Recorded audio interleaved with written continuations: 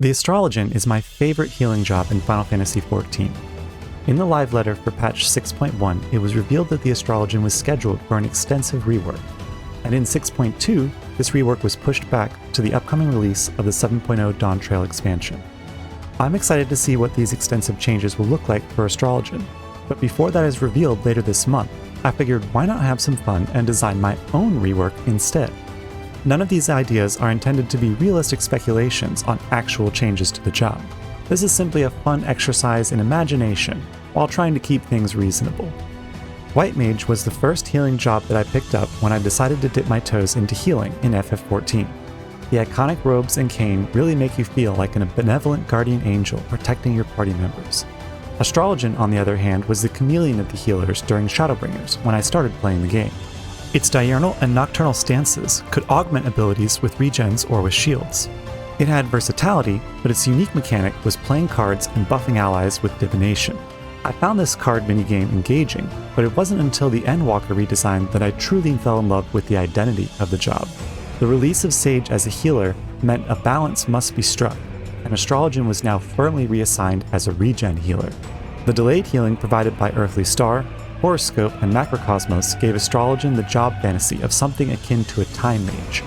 Where a white mage can provide powerful reactive healing, the Astrologian uses the timeline of the fight itself to predict when to set up healing effects for later use.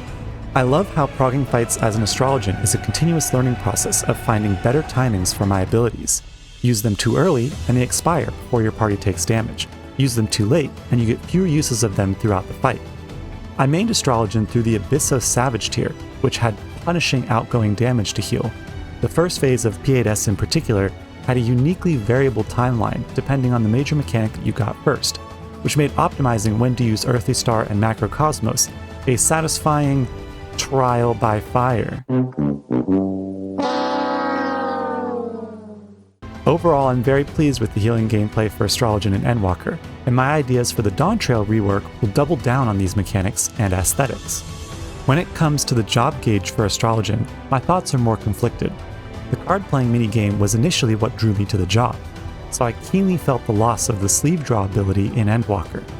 Fixing your seals to achieve a full Astrodyne is now harder than in Shadowbringers, but to balance that, they moved the party buff, Divination, to a simple 2-minute cooldown. Now it's between you and the cards whether or not you get the Astrodyne buff completed, meaning your party members don't have to miss out on the raid buff. This is great for raid balance, but it's still a headache for the Astrologian from time to time, and the heart is simply not in the cards every time you redraw. I also loved how in Shadowbringers you could transmute any unwanted cards into Lord or Lady cards. This provided a novel way to utilize any cards you didn't want to play for its seal. Endwalker changed Lord and Lady into a 50-50 chance draw that feels very much tacked onto the job gauge and has no real connection with the rest of the card drawing and playing mechanics. I don't think this implementation is bad, as a little bit of RNG can be engaging to play around, but I definitely see the card system on the whole as being a major area of redesign and improvement. My ideas for the Dawntrail rework will make Astrodyne feel more satisfying to achieve for the Astrologian player, as well as make better synergistic use of the Lord and Lady cards. Alright, let's rework some abilities. Starting off, I'd like to give Helios and Benefic the Sage treatment by turning their aspected variants into an aspected augmentation ability. I like the base healing abilities, and I love the aspected regen variants, so we can keep these and reduce buttons by turning 4 abilities into 3. If we extend this like Sage does to the damage abilities, then augmenting Malefic can turn it into Combust. But what if we took it a step further? What if casting an augmented Gravity onto a target with a Combust dot spread that dot around to the other nearby targets? You would spend a GCD not casting Gravity for AoE damage, but in return, you would spread the target dot in a form that gains on 3 or more targets, much like the majority of AoE abilities in the game. This is honestly a rework that I feel should be done in some similar manner to any job with a single target dot. There's no reason that Black Mage, Paladin, and Gunbreaker should be the only jobs with AoE bleed spells. And sure, we have a couple jobs that kinda get the effect with their ground-based bleeds, but it's just not the same, you know? So let's roll all these effects together into an Augmenter ability and save us a whopping 3 keybind spaces for exciting new abilities, or to just cut down on button bloat in general.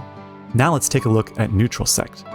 It's in a bit of an odd place right now, because it's partially a regen ability with the requirement to use Aspected Helios, but it's also sort of a mitigation ability because it gives a small shield too. It gives a strong 20% boost to healing, but the base heal of Aspected Helios is still fairly small, making the shield similar to about a 5% mitigation. Neutral Sect is most similar in function to White Mage's Temperance ability. Both are 20% boosts to healing that last 20 seconds, both mitigate damage, and both have 120-second cooldowns, meaning they will be used a similar number of times in the raid. But Temperance outperforms Neutral Sect by having better synergy with the White Mage's strong instant cast heals, and damage mitigation is not dependent on additional heal casts, like the Aspected Helios restriction for Neutral Sect.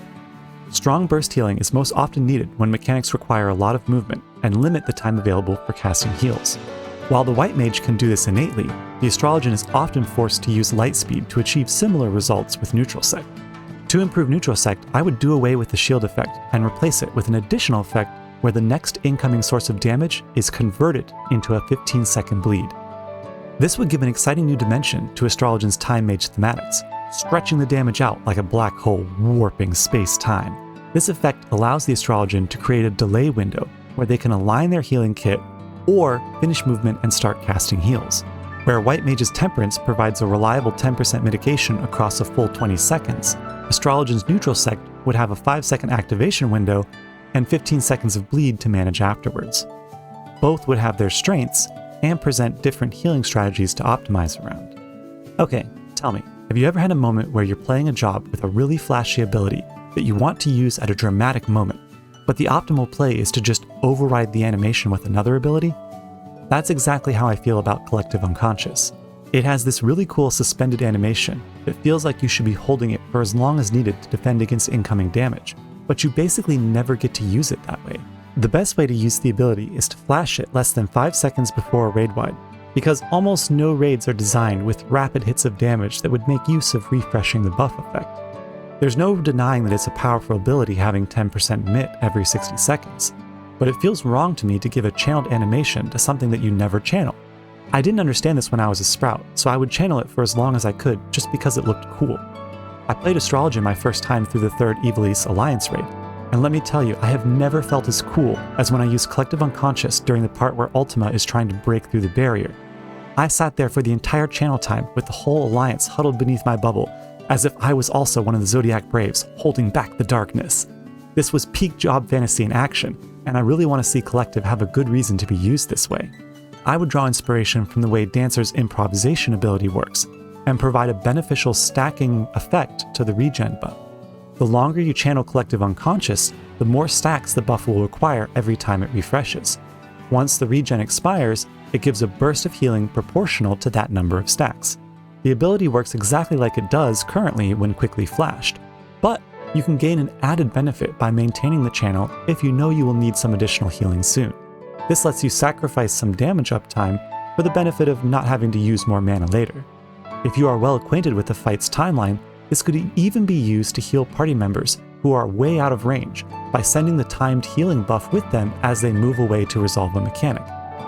Is it always optimal to use Collective this way? Probably not, but I think it would feel good to use and enhance the job fantasy experience. So far, I've only looked at reworking existing abilities, but now let's get truly wild and add some new abilities with that hotbar space we saved by combining our hots and dots earlier. My first new ability would be called Star-Crossed. This phrase was coined in Romeo and Juliet to describe lovers that fate had kept apart, but the Astrologian is all about reading your fate in the stars and manipulating those predictions to create beneficial outcomes. What would happen if those two ill-fated lovers could be brought together? Drawing on this idea, Astrologians would use the Star-Crossed ability to weave a thread of fate between two target party members. These two would be connected by a silvery thread, similar to the tether on Paladin's cover ability. If these two party members come in contact with each other, the thread will resolve with a heal for both of them. If they don't, the thread will expire after 15 seconds and the fate will be lost along with the heal. The first target for the ability would be activated with a full spellcast timer, after which the ability transforms into an OGCD ability for the connecting target. I think this would be a useful and engaging ability to use for healing tanks after a tank swap mechanic, or two players who have to meet for a paired stack mechanic. Mechanics that flip between stack and then spread, or spread and then stack, would require the Astrologian to plan whether to use the ability early or later for the best effect. Next, I would add 2 new damaging abilities. Astral Shower would have the Astrologian raise their weapon to the sky, triangulating the light of the stars into a focused shower of astrally tilted light beams around them. The star shower would stay centered on the player and follow them around as they moved, dealing light damage and slowing any targets within a 15-yalm radius. This ability is best used during dungeon pack pulls or farming fates, but it can also provide some positioning uptime management during raids for a little more damage by the Astrologian during burst cycles. The other new attack would be a contrasting Umbral Nova. This ability predicts the eruption of a star that exploded in a supernova long ago, directing that wave of energy traversing the cosmos to strike your target and charging the player with umbral tilted energy to provide a short burst of movement speed. Both Astral Shower and Umbral Nova have moderately long cast times, which can benefit from Astrologian's preference for spell speed stats, and provide a different casting tempo to their usual high spell speed and card slinging gameplay. And finally, it's time to rework the card system. First, I would put the cards on a 20-second cooldown. This makes pre-pull prep easier, and aligns 3 card draws with every 1-minute cycle. To balance this 50% increase in card draw frequency, I'll give everything a 33% nerf overall, so it performs basically the same as before. Next, I would associate the card seal combinations with the Lord and Lady cards. A Lord card would be generated by activating Astrodyne when the majority of the seals are suns. A Lady card would be generated when the majority of the seals are moons. The star seals act as wild cards, making the crown card you receive dependent on the non-star seal, or random if you manage to get 3 star seals. A 3-seal Astrodyne generates either a Lady or a Lord card in that priority order, depending on what royal seal you're currently missing.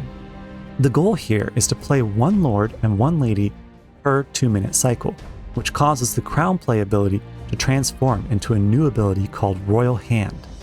Activating Royal Hand extends the timer on the Astrologian's personal Astrodyne buff, giving a strong incentive to play both royal cards and have it ready for the party buff alignment windows.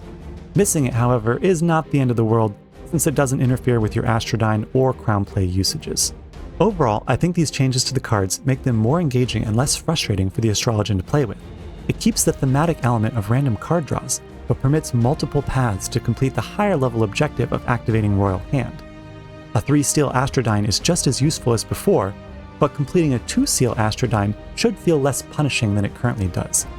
I feel that giving Astrologian tools to constantly fix their Astrodynes would ultimately detract from the value of playing around the random cards, and instead opted to focus on providing more Astrodyne activations and allow 2-seal Astrodynes to contribute to further benefits. And that completes my vision for a Dawntrail Astrologian job rework. If you've made it this far in the video, I want to give a big thank you for sticking around and watching it.